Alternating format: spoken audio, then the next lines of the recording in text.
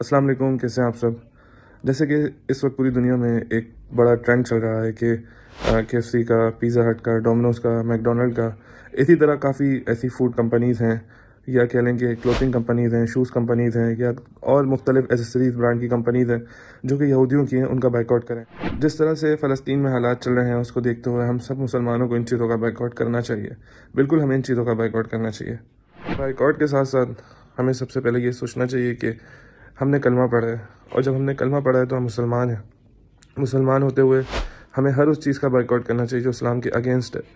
لیکن آج افسوس کی بات یہ ہے کہ ہمارا ڈیلی لائف سٹائل، ہمارا ڈیلی کا روٹین، ہمارا کھانا پینا، اوڑھنا پہننا، ہماری دعوتیں، ہماری شادیاں، ہمارا آنا ہمارا جانا، ہر چیز ہماری زندگی کی اس وقت اسلام کے اگینسٹ ہے۔ ہم خود وہ زندگی گزار رہے ہیں جو اسلام کے ہی اگینسٹ ہے۔ بہت سے لوگ یہاں ایسی بات کرتے ہیں کہ سب کی اپنی مرضی ہے، جس طرح زندگی گزارنی ہے گزارو، کوئی فرق نہیں پڑتا، یہ ہے وہ ہے۔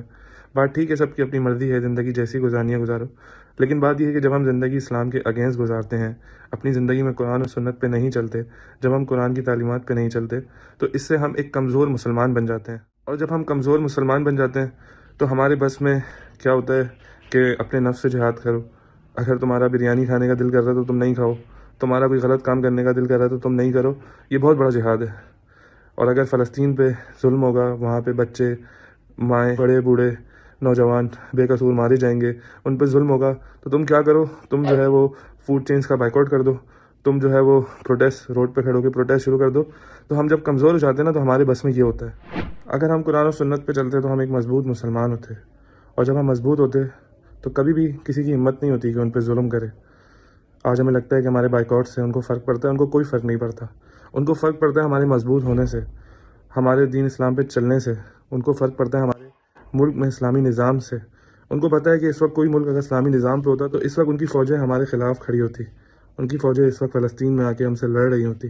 ان کو اس بات سے ڈر لگتا ہے کہ مسلمان کہیں اپنی زندگی میں اسلام نہ لے آئے، وہ کہیں ایک سچا مسلمان، ایمان والا مسلمان نہ بن جائے۔ اس لیے انہوں نے ہماری زندگیوں کو، ہماری لائف سٹائل کو، انہوں نے اسلام کے اگینسٹ کر دیا ہے، ہمیں کمزور کر دیا ہے۔ تو ہمیں غور و فکر اس چیز کی کرنی چاہیے کہ ہم ایک کمزور مسلمان ہیں۔ ہم سے جب آخرت میں سوال ہوگا کہ فلسطین میں جب ظلم ہو رہا تھا تو تم لوگوں نے کیا کیا، تو ہم کیا کہیں گے؟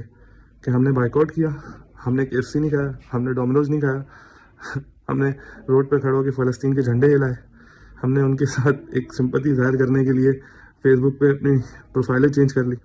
نہیں، ہم سے سوال ہوگا اور ہمیں اس کا حساب دینا ہوگا، ہمیں اس کا جواب دینا ہوگا۔ تو آج ہمیں اس چیز کی غور و فکر کرنی چاہیے۔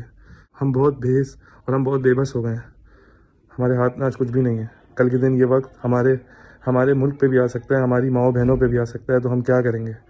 اس چیز کی غور و فکر ہم سب کو کرنی چاہیے۔ مجھے بہت تکلیف ہے، ہم سب کو بہت تکلیف ہے فلسطینی بھائیوں کے لیے، لیکن آج بات یہ ہے کہ ہم بے بس ہیں، ہم کمزور ہیں، ہم کچھ نہیں کر سکتے۔ اللہ پاک سے دعا کریں، انشاءاللہ رمضان کا مہینہ آ رہا ہے تو ہم سب اللہ پاک سے دعا کریں ہم ایک مضبوط مسلمان بنیں، پھر انشاءاللہ ہم اپنے فلسطینی بھائیوں کے لیے کھڑے ہوں، ان کو اس ظلم سے نکالیں۔ اور افسوس کی بات تو یہ ہے کہ ہم پاکستانی، ہم عوام، عوام، ہم اپنے ملک کے لیے کھڑے نہیں ہوئے تو ہم کسی اور کے لیے کیا کھڑے ہوں گے؟ یہ تو ایک اور بڑی فکر کی بات ہے کہ ہم اپنے ملک کے لیے کچھ نہیں کر سکتے۔